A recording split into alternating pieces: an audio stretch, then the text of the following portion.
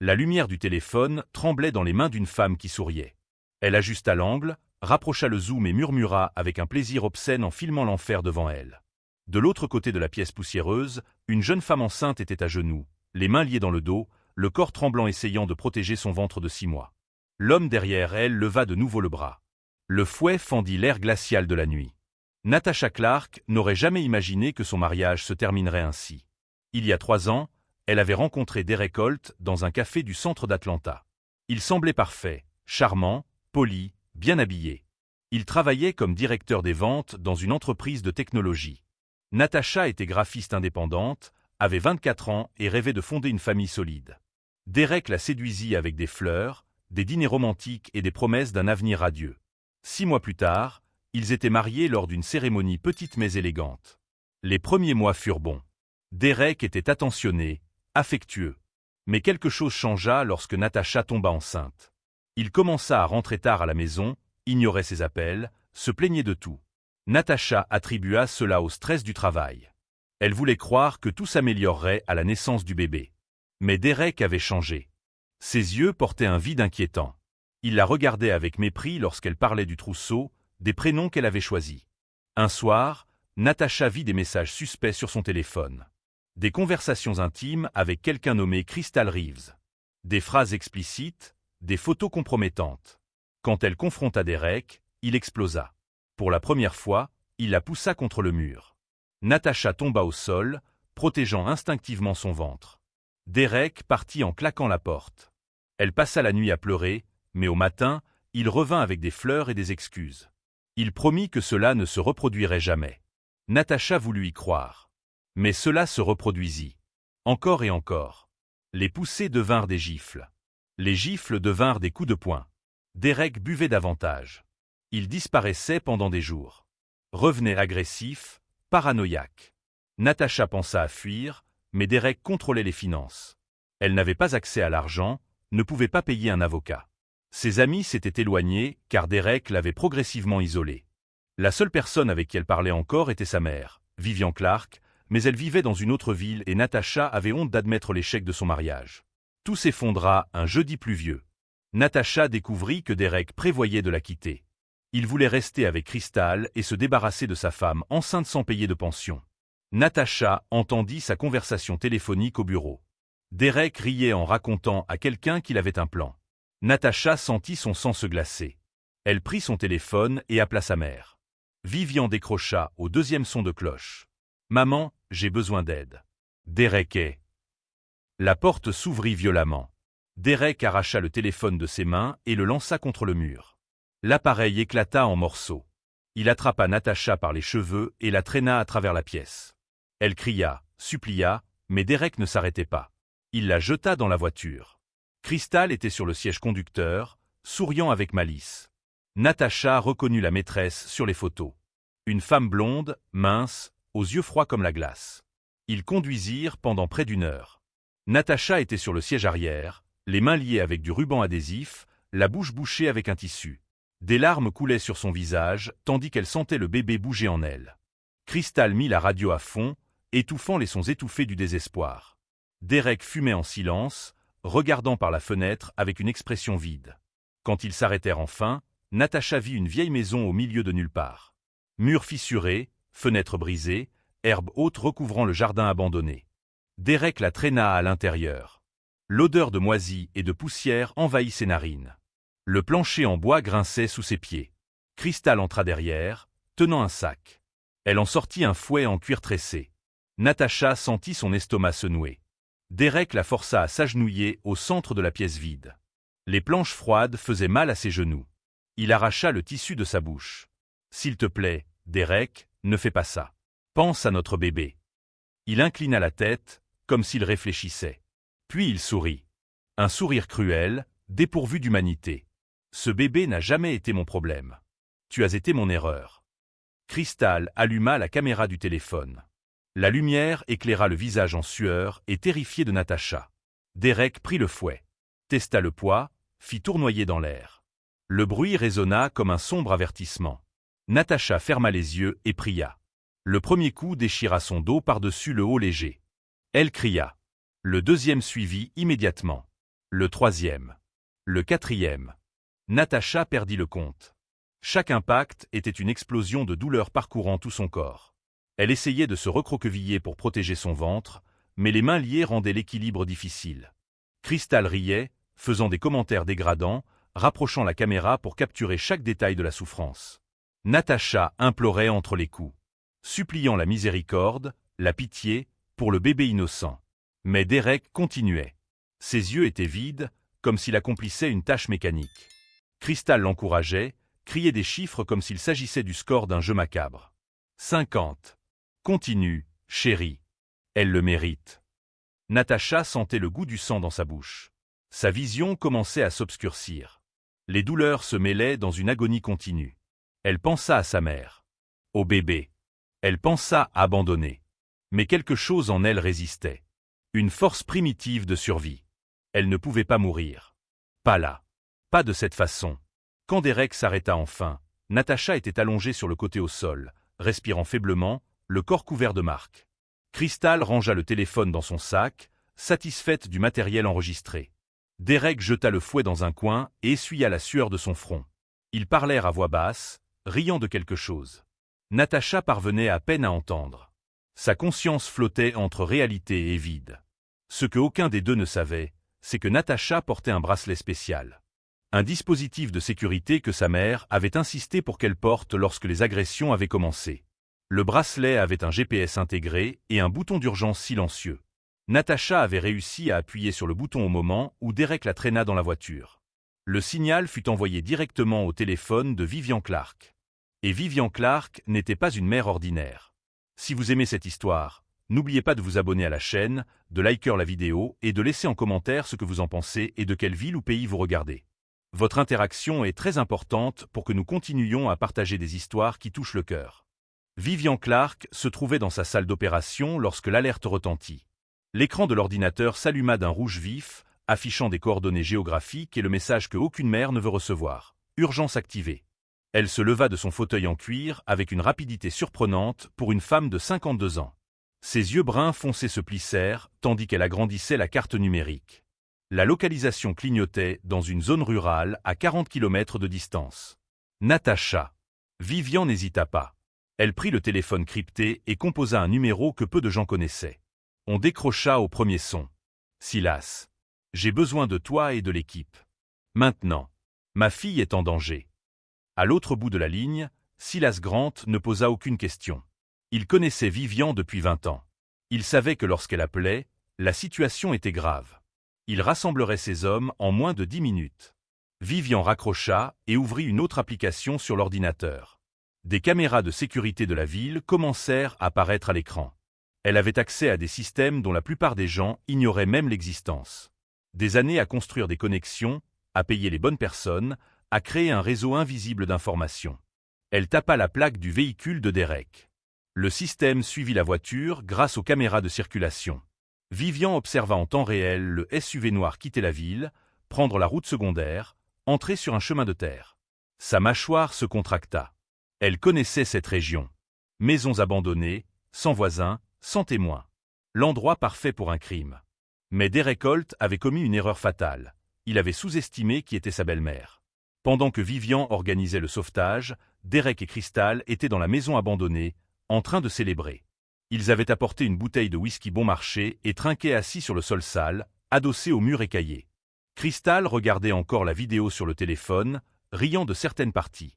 Derek buvait directement à la bouteille, regardant Natacha inconsciente dans le coin de la pièce. « Tu crois qu'elle va mourir ?» demanda Crystal avec une curiosité morbide. Derek haussa les épaules. « Je m'en fiche. L'important, c'est que maintenant elle sait qui commande. » Crystal s'approcha de lui, posa la main sur son torse. « Tu as été si intense, chérie. J'ai adoré chaque seconde. » Ils s'embrassèrent violemment, comme si la cruauté les excitait. Crystal détourna ensuite le visage et regarda de nouveau Natacha. Et si elle raconte à quelqu'un? Et si la mère d'elle découvre? Derek ricana avec mépris. Vivian? Cette vieille prétentieuse? Elle ne peut rien faire. Pas de preuves, pas de témoins. Et puis, qui va croire Natacha? Elle est instable, émotive. Je peux facilement dire qu'elle a tout inventé parce qu'elle est jalouse de toi. Crystal sourit.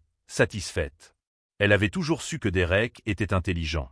Il avait tout planifié dans les moindres détails. D'abord, isoler Natacha socialement. Ensuite, contrôler ses finances. Maintenant, briser complètement son esprit. Quand tout serait terminé, Derek serait libre de refaire sa vie avec Crystal, sans pension, sans responsabilité. Et si Natacha tentait de le dénoncer, il avait des avocats coûteux et un récit convaincant déjà préparé. Derek Holt était le fils d'un homme d'affaires influent.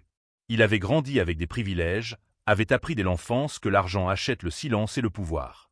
Il n'avait jamais aimé Natacha. Pour lui, elle n'était qu'un divertissement temporaire, quelqu'un qui servait à maintenir les apparences pendant qu'il profitait de la vie avec des femmes comme Crystal. Mais lorsque Natacha tomba enceinte, Derek sentit l'étau se refermer. Un enfant signifiait engagement, responsabilité, fin de la liberté. Il ne voulait pas de cela. Crystal avait aussi ses propres motivations. Elle détestait Natacha. Non pas pour quelque chose que Natacha ait fait, mais simplement parce que Natacha avait ce que Crystal voulait. Le nom d'épouse, la sécurité financière, le statut social. Crystal avait grandi pauvre, avait passé sa vie à se battre pour s'élever, utilisant son apparence et son charme pour obtenir ce qu'elle désirait. Quand elle rencontra Derek lors d'une fête d'entreprise, elle vit l'occasion parfaite. Il était marié, mais malheureux. Elle pouvait être sa solution. Il ne restait qu'une étape, éliminer l'épouse du chemin. Ce fut Crystal qui suggéra l'idée de la vidéo. Elle voulait humilier Natacha complètement, créer quelque chose de si dévastateur que la femme n'oserait jamais revenir. Derek trouva l'idée brillante. Ils passèrent des semaines à planifier, à choisir le lieu, à préparer les instruments. Crystal avait même acheté le fouet en ligne, avec livraison discrète. Elle était excitée comme une enfant attendant un cadeau d'anniversaire. À présent, assis dans cette maison immonde, il se sentait invincible. Derek termina la bouteille de whisky et la jeta au sol. Le verre roula jusqu'à s'arrêter près de Natacha. Crystal se leva et marcha vers elle. Elle lui donna un léger coup de pied dans les côtes. Natacha gémit faiblement, mais ne se réveilla pas. Crystal prit plus de photos. Je vais poster ça à certains endroits. Anonymement, bien sûr. Juste pour m'assurer qu'elle n'oubliera jamais. Derek approuva d'un signe de tête. Il regarda l'heure. Il était déjà minuit passé. Il devait retourner en ville, se créer des alibis, feindre la normalité. Mais Derek voulait rester encore quelques minutes. Il voulait savourer la victoire. Il s'approcha de Natacha, s'accroupit à côté d'elle et murmura à son oreille, même si elle ne pouvait pas l'entendre. « Tu n'as jamais été assez bonne. Jamais assez forte. C'est la différence entre toi et moi. Je fais ce que je veux. Toi, tu fais que souffrir. » Il se releva, satisfait. Crystal rangea le téléphone et prit son sac. Il s'apprêtait à sortir lorsqu'ils entendirent le bruit. Un bourdonnement lointain, qui grossissait rapidement. Des moteurs. Plusieurs moteurs. Derek fronça les sourcils et alla jusqu'à la fenêtre brisée. Des phares traversaient l'obscurité, s'approchant à grande vitesse. C'est quoi ce? 3 SUVs noirs s'arrêtèrent devant la maison dans des crissements brutaux. Les portes s'ouvrirent. Des hommes habillés en noir en sortirent, armés, organisés, professionnels. Derek sentit son sang se glacer. Crystal poussa un cri aigu. Elle courut vers l'arrière de la maison, cherchant une sortie. Derek resta figé, incapable de comprendre ce qui se passait. La porte d'entrée fut enfoncée d'un seul coup de pied. Le bois pourri éclata en éclats. 3 hommes entrèrent, armes levées, se déplaçant avec une précision militaire. Derrière eux, une femme.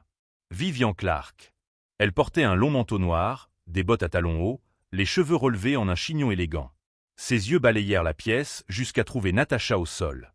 L'expression de Vivian était de la glace pure. Arrêtez-les. Sans les blesser. Pour l'instant. Silas Grant et ses hommes agissaient avec une efficacité brutale. Derek tenta de fuir, mais fut plaqué au sol en quelques secondes, les bras tordus dans le dos, menotté avec une rapidité chirurgicale.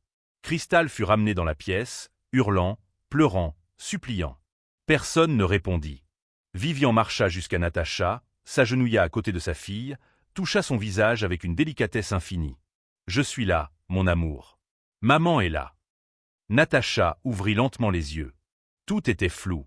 Elle vit le visage de sa mère et crut rêver. Vivian retira son manteau et couvrit le corps meurtri de sa fille. L'un des hommes apporta une trousse médicale. Ils vérifièrent les signes vitaux, arrêtèrent de petits saignements, lui donnèrent de l'eau. Natacha but lentement, toussa, trembla. Derek était allongé face contre terre, le visage pressé contre le bois sale. Il tenta de parler, mais Silas appuya le genou contre son dos, étouffant toute tentative. Crystal était assise contre le mur, maquillage coulé, yeux écarquillés de terreur. Elle regarda Vivian et comprit immédiatement. Elle avait sous-estimé la mauvaise femme. Vivian se leva et marcha vers Derek. Elle le retourna du bout de sa botte. Le regarda avec un mépris absolu. « Tu as touché à ma fille. Tu as blessé mon petit-fils. Et tu pensais t'en sortir. » Derek tenta de répondre, mais les mots moururent dans sa gorge. Vivian se tourna vers Silas. « Photographiez tout. Rassemblez toutes les preuves. Je veux chaque marque, chaque blessure, chaque goutte de sang documentée. Et prenez son téléphone. » L'un des hommes prit le sac de cristal et en sortit le téléphone. Vivian le saisit, le déverrouilla facilement et trouva la vidéo. Elle regarda quelques secondes. Sa mâchoire se contracta. Elle garda l'appareil comme preuve. Derek finit par trouver sa voix. « Vous n'avez pas le droit de faire ça. C'est une invasion, un enlèvement, je vais. » Vivian s'accroupit, se mettant à hauteur de son visage. « Tu ne vas rien faire. Parce que maintenant, tu n'as plus affaire à une fille sans défense. Tu as affaire à moi. » Vivian n'avait pas construit son empire à partir de rien, n'en étant naïve. Il y a 25 ans, elle n'était qu'une femme noire divorcée essayant de survivre dans une ville hostile. Elle avait élevé Natasha seule, travaillant à 3 emplois, dormant 4 heures par nuit. Mais Vivian possédait quelque chose que l'argent ne peut acheter, une intelligence stratégique et une détermination inébranlable. Elle avait commencé par investir dans l'immobilier quand personne ne misait sur elle. Elle achetait des propriétés abandonnées, les rénovait, les revendait. Puis elle s'était étendue à la sécurité privée, au conseil, à la technologie. Chaque entreprise légale cachait une autre moins conventionnelle. Vivian avait appris tôt que le véritable pouvoir ne vient pas des titres ou des diplômes. Il vient de l'information, des connexions et de la capacité à agir rapidement lorsque nécessaire. Elle connaissait des juges, des commissaires, des politiciens, des hommes d'affaires. Certains lui devaient des faveurs. D'autres la respectaient simplement. Et certains avaient peur d'elle. Vivian n'avait jamais utilisé la violence inutilement, mais tout le monde savait qu'elle protégeait les siens avec une férocité absolue. Quand Natasha commença à sortir avec Derek, Vivian enquêta discrètement sur le jeune homme. Elle découvrit qu'il avait un passé de relations tumultueuses, des dettes cachées à ses parents, des plaintes archivées par d'anciennes petites amies. Mais Natasha était amoureuse. Vivian tenta de l'alerter, mais sa fille ne voulut pas écouter. Alors Vivian fit ce que toute mère ferait, elle surveilla. Elle installa le bracelet de sécurité, garda un contact quotidien, prépara des plans d'évasion si nécessaire. Maintenant, portant Natasha dans ses bras jusqu'au SUV, Vivian sentait chaque fibre de son corps réclamer vengeance immédiate. Mais elle était stratège, pas impulsive. Silas ouvrit la portière arrière et Vivian déposa sa fille avec soin sur le siège en cuir. Elle la couvrit de couvertures thermiques qu'elle gardait toujours prêtes. Natasha murmurait des choses incompréhensibles, entrant et sortant de la conscience.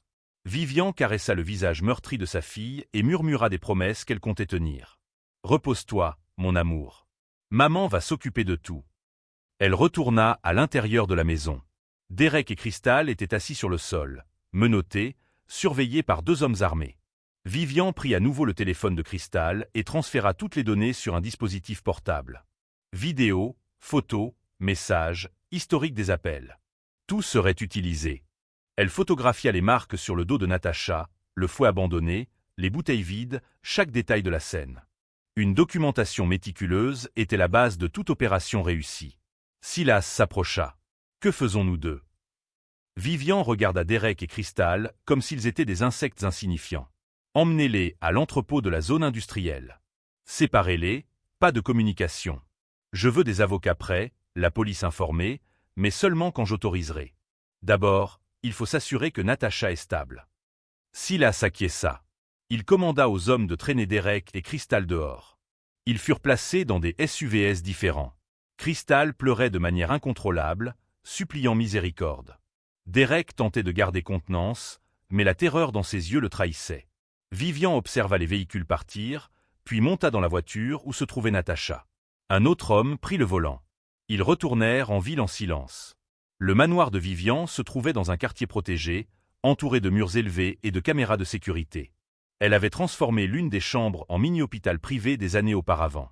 Elle disposait d'équipements médicaux de pointe, de médicaments contrôlés, et même d'une infirmière de confiance vivant sur la propriété. À leur arrivée, l'infirmière Hélène les attendait déjà. Ils emmenèrent Natacha dans la chambre préparée. Hélène examina les blessures, nettoya chaque coup avec précision chirurgicale, appliqua pommade et bandages. Elle installa une perfusion pour l'hydratation et surveilla les battements cardiaques du bébé avec un échographe portable. Vivian observait tout, mains serrées, mâchoire tendue. Après 1 heure de travail minutieux, Hélène parla enfin. Elle va s'en sortir. Les blessures sont superficielles, aucune n'a touché d'organes vitaux. Le bébé a un rythme cardiaque normal. Elle a besoin de repos absolu, mais se rétablira complètement. Vivian sentit le poids quitter ses épaules. Elle remercia Hélène et resta seule avec Natacha. Elle s'assit sur la chaise à côté du lit, prit la main de sa fille et laissa tomber quelques larmes. Des larmes silencieuses de soulagement, de colère et d'amour maternel féroce. Elle était arrivée à temps. Cette fois-ci. Alors que Natacha dormait sous l'effet de sédatifs légers, Vivian retourna à son bureau. Elle alluma l'ordinateur et ouvrit les fichiers transférés du téléphone de Cristal. Elle regarda la vidéo complète sans cligner des yeux, sans détourner le regard. Chaque coup, chaque cri, chaque rire cruel resta gravé dans sa mémoire.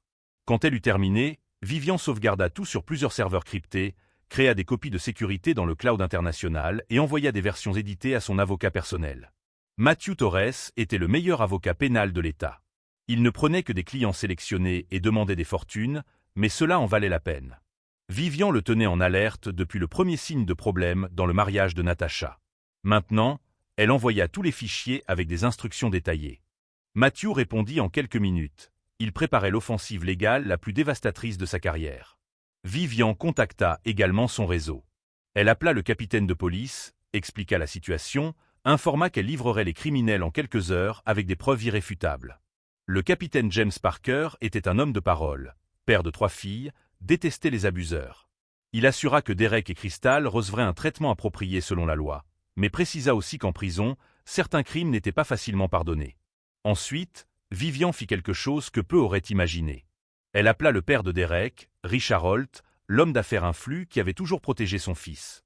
Cette fois, ce serait différent. La conversation fut brève et directe. « Votre fils a torturé ma fille enceinte. J'ai la vidéo, des témoins, des preuves physiques. Il sera arrêté, jugé et condamné. Vous pouvez essayer de le protéger, mais vous perdrez.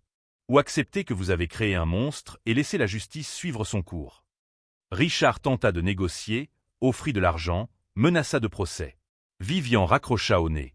Elle ne négociait pas avec des parents qui avaient échoué à enseigner l'humanité à leurs enfants. À 3 heures du matin, Vivian autorisa enfin la remise de Derek et Cristal au commissariat. Silas coordonna la livraison personnellement. Les deux furent fichés, photographiés, interrogés séparément. Cristal s'effondra dès la première minute, avoua tout, supplia pour un accord de coopération. Derek tenta de mentir, mais lorsque la vidéo fut montrée, il n'avait aucune défense. Tous deux furent formellement accusés d'enlèvement, torture, tentative d'homicide et agression sur femme enceinte. La nouvelle fuita dans la presse avant l'aube. Des journalistes entourèrent le commissariat. L'affaire fit la une de tous les journaux locaux. Directeur des ventes torture sa femme enceinte, tandis que sa maîtresse filme. Les réseaux sociaux explosèrent. Des photos de Derek et Cristal circulèrent avec des hashtags de haine. Leurs noms furent exposés, leur vie détruite publiquement en quelques heures. En prison, Derek et Cristal furent placés dans des cellules séparées. Mais les nouvelles circulent vite derrière les barreaux. Quand les autres détenus apprirent le crime, l'accueil fut brutal. Derek fut frappé dans la cour, coup de poing, coup de pied, crachat. Cristal fut isolé pour sa propre protection après qu'ils aient tenté de l'attaquer au réfectoire. Même les criminels ont un code. Et blesser des femmes enceintes violait le code le plus sacré. Vivian suivit tout grâce à ses contacts à l'intérieur du système. Elle n'ordonna rien, mais n'empêcha pas non plus la justice informelle de la prison. Parfois, la vengeance vient de lieux inattendus. Quand le soleil se leva, Natacha se réveilla. Elle était confuse, douloureuse, mais vivante. Vivian était à côté du lit, tenant sa main. Natacha regarda sa mère et éclata en larmes. Pas seulement des larmes de tristesse, mais de soulagement profond. Elle avait survécu. Le bébé avait survécu. Et pour la première fois depuis des mois, elle se sentit en sécurité. « Maman, il allait me tuer. » Vivian serra la main de sa fille avec fermeté. « Je sais, mon amour. Mais il a échoué. Et maintenant, Il paiera pour chaque seconde de douleur qu'il a causée. Natacha ferma les yeux et laissa la fatigue la gagner de nouveau. Vivian resta là, en sentinelle, planifiant les prochaines étapes. Le sauvetage n'avait été que le début. Maintenant venait la partie que Vivian faisait le mieux. S'assurer que la justice soit rendue de manière complète, dévastatrice et permanente. 2 semaines plus tard, Natacha était physiquement suffisamment rétablie pour quitter le lit. Les blessures dans le dos avaient cicatrisé, laissant des marques qui seraient probablement permanentes. Mais ce n'étaient que des cicatrices physiques. Les cicatrices émotionnelles nécessiteraient beaucoup plus de temps. Hélène continuait de surveiller la grossesse quotidiennement. Le bébé était en bonne santé, actif, grandissait normalement. C'était un miracle que même Vivian ne pouvait entièrement expliquer. Natacha passa les premiers jours dans le silence. Elle mangeait peu, dormait beaucoup, regardait par la fenêtre sans vraiment voir quoi que ce soit. Vivian respecta ce processus. Elle connaissait le traumatisme quand elle le voyait. Elle avait traversé ses propres enfers des décennies auparavant. Elle savait que la guérison ne pouvait pas être précipitée. Mais elle savait aussi que Natacha devrait affronter tout cela un jour. Fuir la douleur ne faisait que l'amplifier. Au 16e jour, Natacha parla enfin de ce qu'elle voulait faire. « Je veux qu'il paye, maman. Je veux que tout le monde sache ce qu'il a fait. » Vivian acquiesça. Elle attendait ces mots. Matthew Torres avait déjà tout préparé. Maintenant, il était temps pour Natacha de franchir l'étape la plus difficile, déposer formellement la plainte. Vivian emmena sa fille au commissariat par une matinée nuageuse. Des journalistes attendaient à l'extérieur. Quelqu'un avait divulgué des informations. Les caméras se déclenchèrent lorsque Natacha sortit de la voiture. Elle portait des lunettes de soleil, une robe ample cachant son ventre, un foulard couvrant partiellement son visage. Vivian la guida à travers la foule, bras protecteurs sur les épaules. À l'intérieur du commissariat, le capitaine Parker les accueillit personnellement. Il les conduisit dans une salle privée, loin des regards curieux. Une enquêtrice spécialisée dans les crimes contre les femmes mena l'interrogatoire. Natacha raconta tout. Chaque détail, chaque humiliation, chaque coup. Sa voix trembla plusieurs fois, mais ne se brisa pas. Vivian lui tenait la main tout au long du témoignage. Quand elles eurent terminé, Natacha signa les documents officiels. La plainte était déposée. Derek Holt et Crystal Reeves seraient formellement accusés devant le tribunal. Matthew Torres veilla à ce que l'affaire soit directement confiée au procureur le plus agressif de l'État. Quelqu'un qui n'acceptait pas de compromis lorsqu'il s'agissait de violences domestiques. Le procès fut fixé 3 mois plus tard. Temps suffisant pour que Natacha et le bébé se renforcent émotionnellement. Entre-temps, Derek et Crystal restèrent en prison. Les demandes de libération sous caution furent refusées en raison de la gravité des crimes et du risque de fuite. Richard Holt engagea les meilleurs avocats de défense, mais même eux savaient que l'affaire était perdue. Les preuves étaient accablantes. Pendant ces mois, quelque chose d'extraordinaire se produisit. L'histoire de Natacha inspira d'autres femmes. Des dizaines d'entre elles commencèrent à partager leurs propres expériences d'abus sur les réseaux sociaux, utilisant le hashtag apparu spontanément, #survivantescourageuse. Des femmes de tous âges, races et classes sociales. Certaines avaient échappé à leurs agresseurs, d'autres étaient encore piégées dans des relations toxiques. Le courage de Natacha donna une voix à un mouvement silencieux qui avait toujours existé. Vivian utilisa son influence pour créer un fonds de soutien aux victimes de violences domestiques. Elle fit le premier don important et mobilisa d'autres entrepreneurs à contribuer. L'argent servirait à offrir un refuge sûr, une assistance juridique gratuite et une thérapie psychologique. En seulement 2 mois, le fonds avait récolté plus de 5 millions de dollars. Natacha accoucha au début du 8e mois. Un garçon en bonne santé, pleurant fort, parfait sous tous les aspects. Elle le tint dans ses bras et versa des larmes de gratitude. Ce bébé avait survécu à l'impossible. Elle le nomma Elia, ce qui signifie « Mon Dieu est le Seigneur ». C'était une déclaration de foi, d'espoir, de victoire sur les ténèbres. Vivian se trouvait dans la salle d'accouchement, tenant la main de Natacha tout au long du travail. Lorsqu'Elia naquit, elle ressentit quelque chose qu'elle n'avait pas éprouvé depuis des années. Une joie pure, non mêlée à des calculs stratégiques ou à des plans d'affaires. Juste le bonheur simple de voir sa fille devenir mère, malgré tout. 6 semaines après la naissance, le jour du procès arriva. La salle du tribunal était bondée. Les journalistes occupaient la moitié des sièges. Les militantes pour les droits des femmes tenaient des pancartes à l'extérieur. L'attention publique était intense. Natacha entra dans le tribunal, Vivian à ses côtés. Elle portait un costume élégant, cheveux attachés, maquillage léger. Elle paraissait forte, déterminée, prête. Derek fut amené menotté, vêtu de l'uniforme orange de prisonnier. Il avait perdu du poids, de profondes cernes, barbe mal taillée. Il ne ressemblait plus à l'homme charmant et confiant d'il y a quelques mois. Crystal était également détruite. Cheveux en désordre, ongles rongés, yeux rouges de temps pleurés. Le juge, une femme noire de 60 ans nommée Honorable Margaret Dawson, prit place. Elle avait la réputation d'être juste, mais inflexible avec les abuseurs. L'accusation présenta l'affaire avec précision chirurgicale. Ils montrèrent la vidéo complète de la torture. Plusieurs personnes dans la salle détournèrent le regard, incapables de regarder.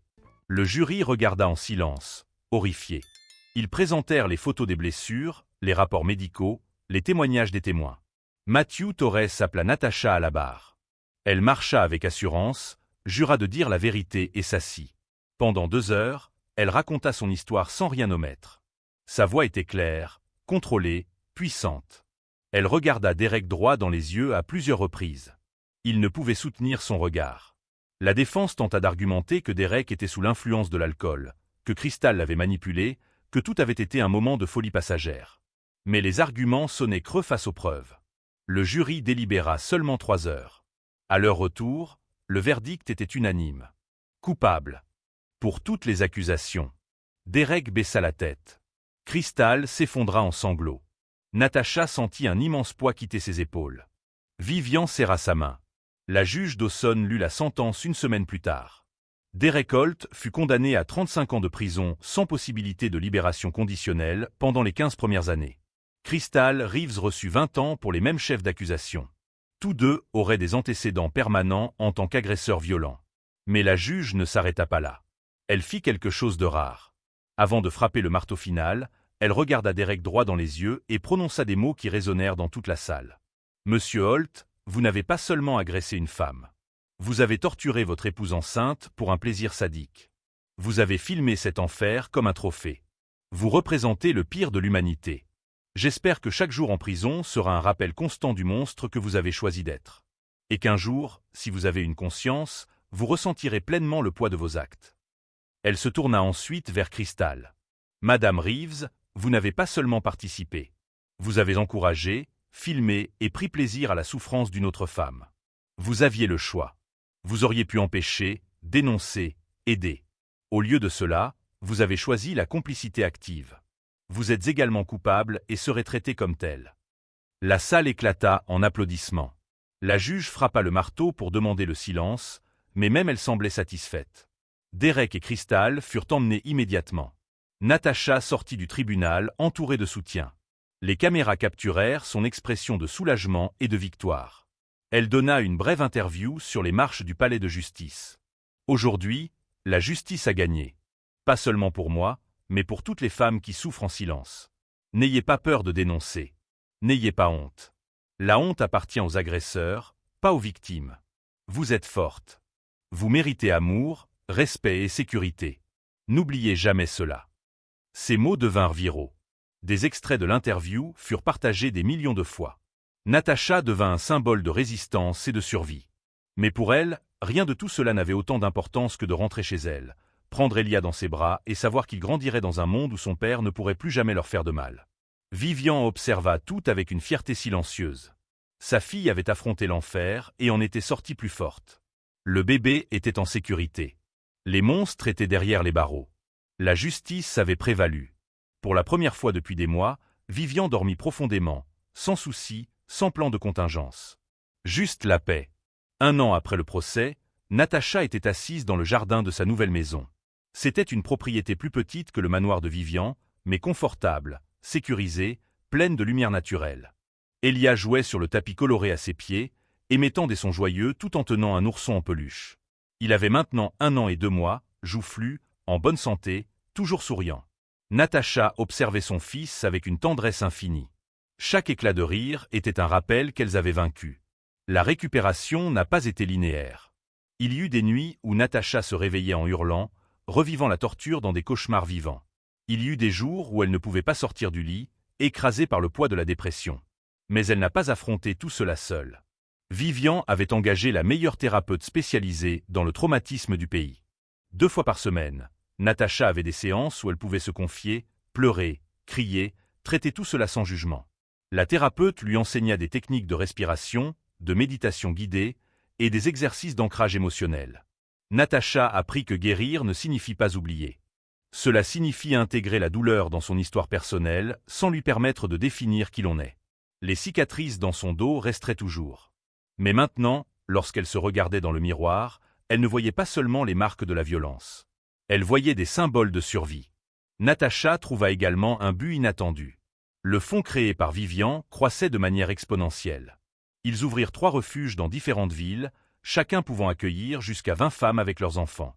Les refuges offraient non seulement une sécurité physique, mais aussi des programmes de formation professionnelle, une assistance juridique gratuite, des crèches pour les enfants et des groupes de soutien émotionnel.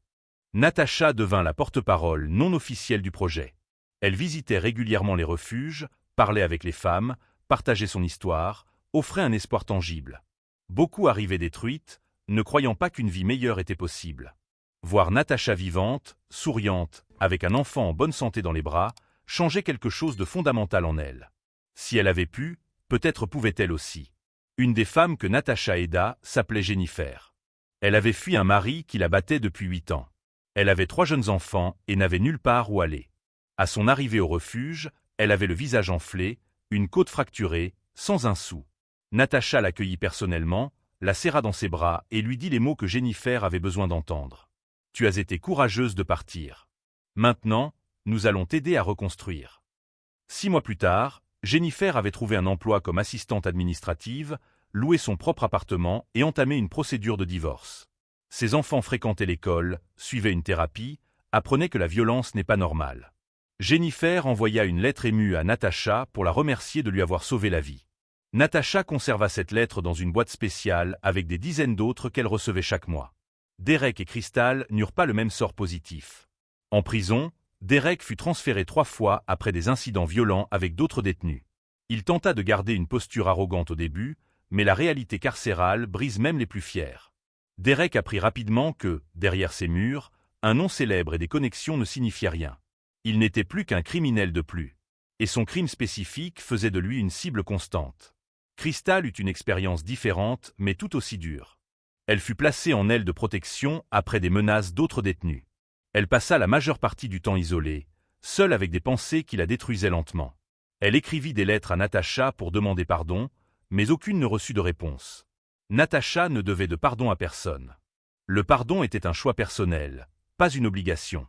Et elle n'était pas encore prête à faire ce pas. Richard Holt, le père de Derek, tenta d'abord d'acheter de l'influence pour réduire la peine de son fils. Mais la pression publique était énorme. Des entreprises annulèrent des contrats avec lui. Des partenaires se retirèrent. Sa réputation bâtie sur des décennies s'effondra en quelques mois. Finalement, Richard fut contraint de vendre une part importante de ses affaires et de se retirer de la vie publique.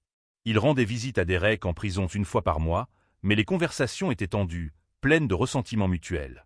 Derek reprochait à son père de ne pas avoir fait plus. Richard reprochait à son fils d'avoir détruit l'héritage familial. Pendant que les vilains récoltaient les conséquences, Natacha semait l'avenir. Elle retourna travailler comme designer graphique, mais désormais focalisée sur des projets à impact social. Elle créa des campagnes visuelles pour des ONG de lutte contre la violence domestique, conçut des supports éducatifs distribués gratuitement dans les écoles, développa une application connectant les victimes à des ressources d'aide de manière sûre et anonyme. Vivian étendit ses affaires légitimes et utilisa une partie des profits pour financer des initiatives politiques. Elle soutint des candidats engagés pour des lois plus strictes contre les agresseurs, des programmes de prévention de la violence et l'éducation aux relations saines. 2 des candidates qu'elle soutint furent élues et avaient déjà proposé une législation importante. La relation entre mère et fille se renforça. Elles avaient toujours été proches, mais le traumatisme partagé créa un lien encore plus fort. Natacha comprenait enfin la détermination farouche de Vivian, la nécessité de contrôler ce qui pouvait l'être dans un monde chaotique. Vivian, à son tour, apprit à équilibrer protection et autonomie, permettant à Natacha de prendre ses propres décisions sans interférer constamment. Elia grandissait entourée d'amour. Il ne connaîtrait jamais son père biologique, mais aurait des figures masculines positives dans sa vie. Silas devint une présence constante, un oncle d'honneur qui lui apprenait des choses simples comme jouer au ballon ou faire du vélo. Matthew Torres visitait fréquemment, apportant des cadeaux et des histoires amusantes. Elia serait élevé en sachant que les vrais hommes protègent, respectent et honorent les personnes qu'ils aiment. Par un après-midi ensoleillé, Natacha organisa un événement spécial dans le plus grand refuge du réseau. C'était la célébration des 2 ans depuis la fondation. Plus d'une centaine de femmes étaient présentes, beaucoup accompagnées de leurs enfants. Il y avait de la musique live, de la nourriture abondante, des activités pour les enfants. Mais le moment le plus important fut lorsque Natacha monta sur la petite scène improvisée et parla à la foule réunie. Il y a 2 ans, j'étais au pire moment de ma vie. Je croyais qu'il n'y avait pas de sortie, que ma souffrance était de ma faute, que je méritais ce qui m'arrivait. Mais je me trompais. Aucune femme ne mérite d'être agressée, humiliée ou torturée. Aucune. Et si vous entendez cela maintenant, comprenez, vous n'êtes pas seul. Il y a des gens prêts à aider. Il y a des chemins pour sortir. Ce n'est pas facile, ce n'est pas rapide, mais c'est possible. Je suis la preuve vivante. Elle fit une pause, contrôlant son émotion. Ma mère m'a sauvé physiquement cette horrible nuit. Mais vous vous sauvez tous les jours en choisissant de vivre, en choisissant de lutter, en choisissant de croire que vous méritez mieux. Ce courage est sacré. Honorez ce courage. Protégez cette flamme. Et quand vous serez forte à nouveau, aidez une autre femme à trouver son chemin. C'est ainsi que nous créons une chaîne impossible à briser. Le public applaudit debout. Beaucoup pleuraient. Natacha descendit de scène et fut embrassée par des dizaines de femmes, chacune la remerciant, partageant son histoire, célébrant de petites et grandes victoires. Vivian regardait de loin, yeux embués, cœur plein. Le soir, de retour à la maison, Natacha coucha Elia. Elle chanta une berceuse douce, caressa les boucles du garçon, embrassa son front doux. Lorsqu'il s'endormit enfin, elle le regarda longuement. Ce garçon ne serait jamais témoin de violence à la maison. Il grandirait en connaissant le respect, la gentillesse et le véritable amour. Natacha sortit de la chambre et trouva Vivian dans le salon, prenant le thé. Elles s'assirent ensemble sur le canapé confortable. Elles n'avaient pas besoin de parler. La présence de l'une et de l'autre suffisait. Dehors, la ville poursuivait son rythme effréné. Mais à l'intérieur, il y avait la paix, conquise avec du sang, de la sueur et une détermination inébranlable. L'histoire de Natacha devint un exemple mondial. Mais elle n'a jamais voulu être une héroïne. Elle voulait juste vivre avec dignité, élever son enfant en sécurité, aider ceux qui en avaient besoin. Parfois, l'héroïsme, c'est simplement refuser d'abandonner quand tout semble perdu. C'est choisir l'espoir même quand l'obscurité semble éternelle. C'est se relever après chaque chute, non pas parce que c'est facile, mais parce que c'est nécessaire. Et si vous avez aimé cette histoire et été ému par la force de ces femmes, n'oubliez pas de vous abonner à la chaîne, liker la vidéo et laisser un commentaire pour dire ce que vous en pensez et de quelle ville ou pays vous regardez. Votre participation aide ce message à atteindre plus de personnes qui ont besoin d'entendre qu'il y a de l'espoir, qu'il y a de la justice et que personne n'a à affronter ses démons seul.